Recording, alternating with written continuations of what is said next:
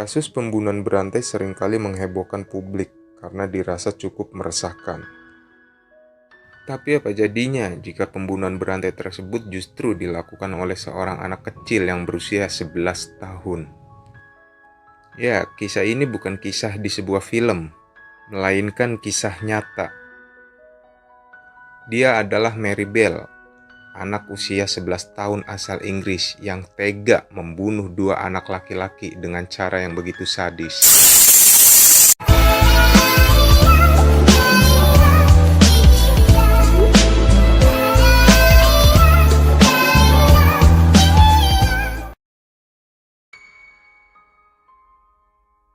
Mary Bell adalah anak dari seorang wanita malam bernama Betty McCricket yang lahir pada tahun 1957. Ibunya kemudian menikah dengan seorang lelaki bernama Billy Bell, tetapi kehidupan rumah tangganya tidak harmonis. Mereka tinggal di Scotwood, daerah dengan tingkat kriminalitas paling tinggi di Newcastle, Inggris. Mary mengaku bahwa ibunya sempat pernah ingin mencoba membunuh dirinya beberapa kali.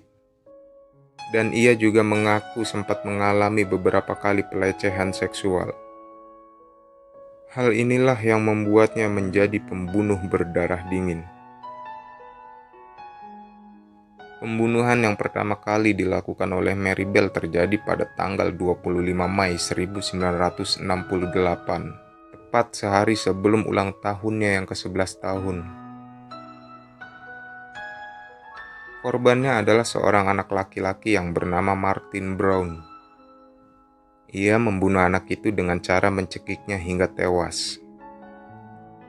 Keesokan harinya, jasad Martin Brown kemudian ditemukan di sebuah rumah kosong. Karena cekikan yang kurang kuat, Mary tidak meninggalkan jejak apapun pada jasad Martin Brown. Sehingga polisi kesulitan mencari penyebab apa kematian dari Martin Brown. 2 hari kemudian, Mary dan seorang temannya bernama Norma menerobos masuk ke sekolah dan merusak kelas.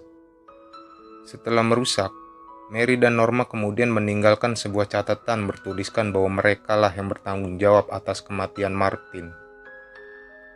Tapi sayangnya catatan itu malah dianggap sebagai lelucon oleh pihak kepolisian setempat. Belum puas dengan aksinya, Mary kembali melakukan pembunuhan kepada anak berusia 3 tahun bernama Brian Howe. Kali ini ia tidak sendiri, ia dibantu oleh temannya yaitu Norma. Setelah membunuhnya, mereka meninggalkan jasad Brian di tanah kosong di daerah Scotwood. Yang lebih sadisnya, Mary mengukir tanda M pada perut Brian dengan menggunakan sebuah gunting. Tidak hanya sampai di situ, Mary kemudian memotong sebagian rambut dari Brian, menyayat kakinya, dan yang lebih parah lagi, Mary memotong alat kelamin dari Brian. Pada bulan Desember 1968, Mary dan temannya yaitu Norma berhasil diamankan oleh kepolisian. Dalam persidangan, Norma mengatakan bahwa dirinya sempat memohon kepada Mary agar berhenti menyakiti Brian. Tetapi Mary tidak menghiraukannya. Norma juga mengaku bahwa Mary meminta kepada dirinya agar tidak membocorkan hal tersebut kepada siapapun, atau ia akan membunuhnya. Norma pun akhirnya dibebaskan dari kasus tersebut. Sementara itu, Mary yang mengaku melakukan pembunuhan tersebut hanya untuk kesenangannya, dijatuhi hukuman 12 tahun penjara. Ia dipenjara di sebuah penjara anak yaitu Red Bank Community Home.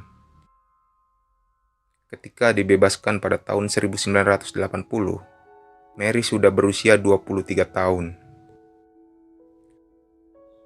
Karena kasusnya termasuk dalam kategori kasus anak di bawah umur, saat bebas dari penjara, ia diberikan nama dan identitas baru, guna menutupi identitas dirinya yang asli.